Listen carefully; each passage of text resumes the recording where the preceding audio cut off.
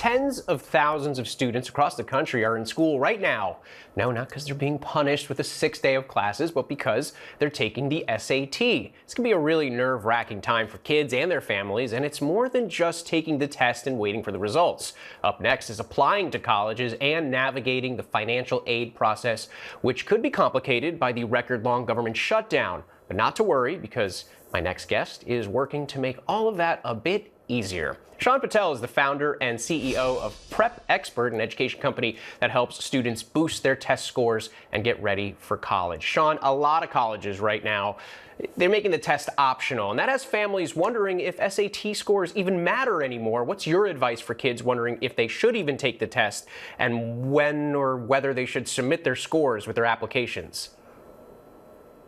Yeah, absolutely. Strong test scores still matter. Even at test optional schools, we're seeing higher acceptance rates, sometimes 2 to 3 times higher for students who are submitting their test scores versus students who do not submit their test scores.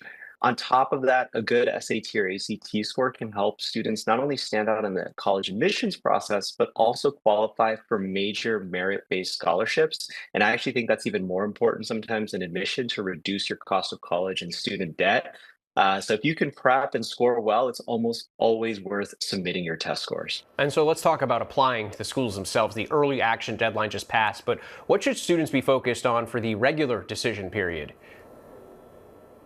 Yeah, so early action just passed on November 1st, but the regular decision application cycle, most applications are going to be due on January 1st. So that's the next big date. So students have about 6, 7 weeks to proofread all their essays, confirm their transcripts, make sure all their letters of recommendation are in, and double check all the checklists and portals and applications in the Common App as well as financial aid apps. You know, when I was applying for college millions of years ago, it was all about the essay. And these days, some students may be tempted to use AI in their personal essays. What do you think about that? It's a mistake. Many admissions offices are quietly using AI detection tools to flag essays that sound too perfect or too robotic. Now, these detectors aren't perfect, but why take the chance on something as important as college admissions to get your essay flagged and your application thrown out? My advice, use AI only to brainstorm or to polish your essay at the end, but write in your own words. Even if you have some imperfections, it makes your essay real and stand out from the crowd.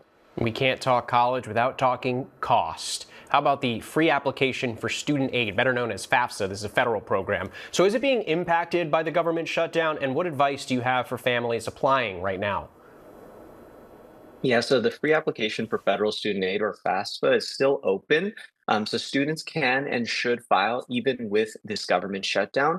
But because many in the education department are currently furloughed due to the shutdown, processing times could slow down and you might see limited customer support, which is why I recommend students, families, parents submit early because all applications are time stamped and served on a first come, first served basis. So once the government does reopen, you'll be first in line to get processed.